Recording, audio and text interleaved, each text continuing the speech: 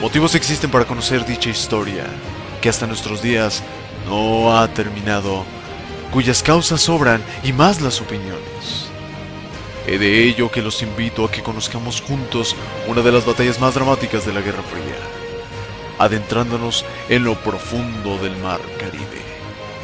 Me refiero a la Revolución Cubana.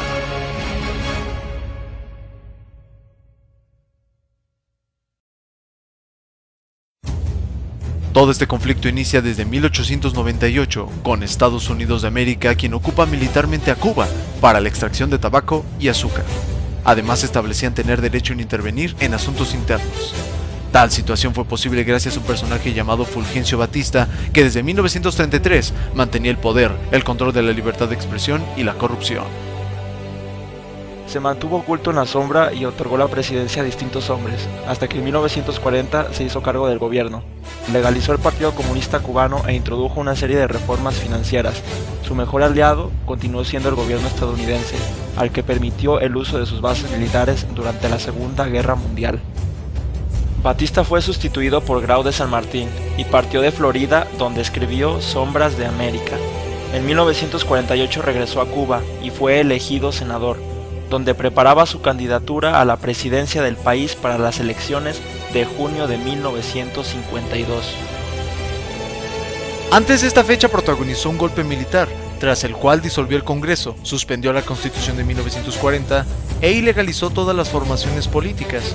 Erigido en dictador, consiguió reprimir la primera intenta comunista en 1953, encarcelando a Fidel Castro y a los que lo seguían. Después del encarcelamiento fue exiliado a México, que después en 1956 regresa e inicia una guerrilla en la Sierra Maestra con menos de 100 combatientes y con la consigna "Patria o muerte, venceremos".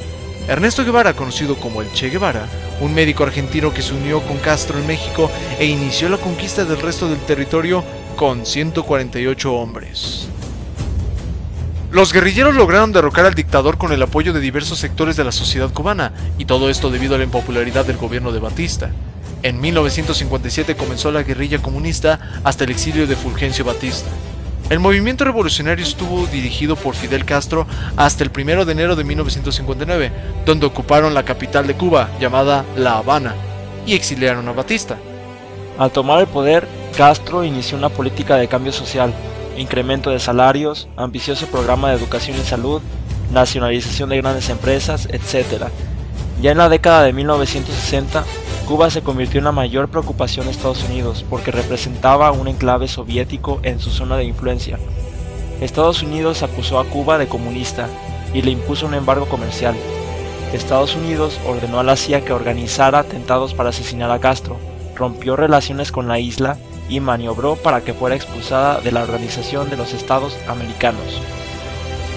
En 1961, la CIA invadió Cuba con un ejército anticastrista, pero fue un fracaso. Incluso fueron puestos en ridículo debido a que fueron derrotados en solo 2 días.